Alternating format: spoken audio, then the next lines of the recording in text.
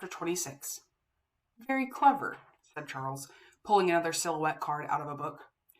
This cover had been easy to find. It was the third book on the top shelf of the staff picks display. The image on the front was a bright yellow yield sign.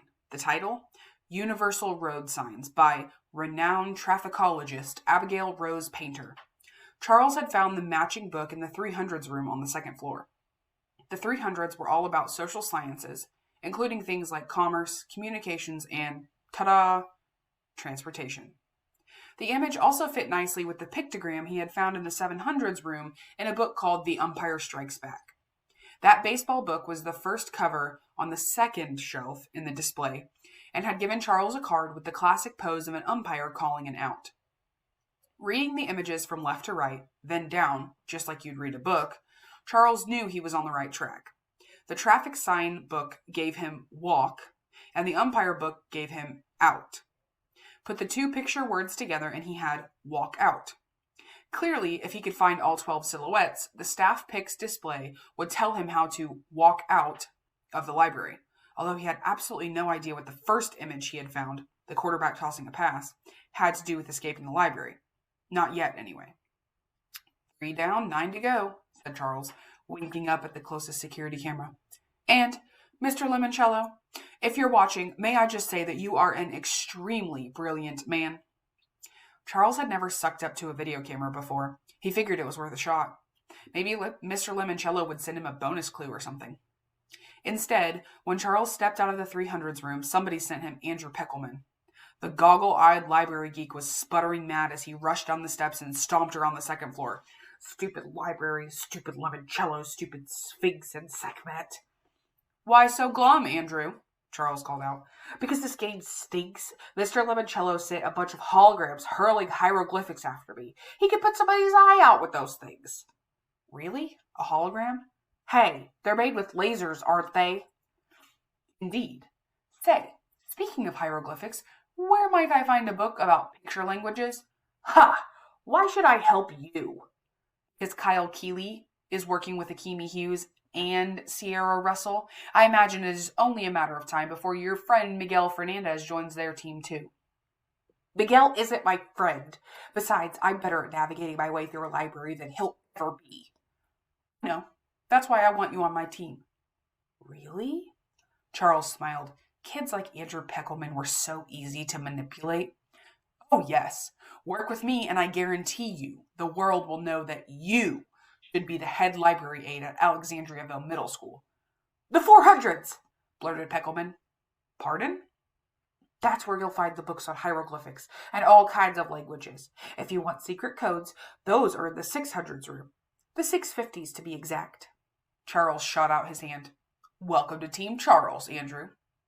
The new teammate stepped into the 400s room. For some reason, it was pitch dark and smelled like pine trees. Bienvenida! Bienvenue! Vitame! Quikaribashi! Welcome! Boomed a voice from the ceiling speakers. This is the 400s room, home of foreign languages. Here, Charles and Andrew, you can learn all about your American heritage. A bank of spotlights thumped on. Charles and Andrew were face to blank face with a row of 4 featureless mannequins. An overhead projector beamed a movie onto dummy number 2, turning it into a perky woman who looked like a flight attendant. Hello, and welcome to Your American Heritage. I'm Debbie. Let's begin your voyage. That's okay, said Charles. We're rather busy. Let's begin your voyage, the mannequin repeated. Charles sighed. Obviously, there was no way to turn this silly display off. He might as well speed things along by telling the dummy what it wanted to hear. Fine, but can we go with the abridged version? We're in a bit of a rush. Yeah, said Andrew. We have to escape before noon tomorrow. The woman, whose body remained frozen, while a movie made her face and costume spring to life, reminded Charles of the graveyard statues from the Haunted Mansion ride at Disney World. While we research your family trees, she said, please enjoy this short and informative film. Is this part of the game?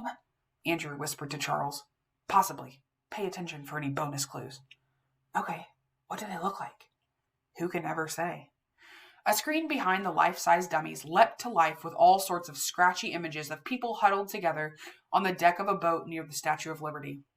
For decades, narrated the ceiling voice, public libraries have proudly served America's newest citizens, the immigrants who flock to these shores, yearning for the freedom to build their own American dreams.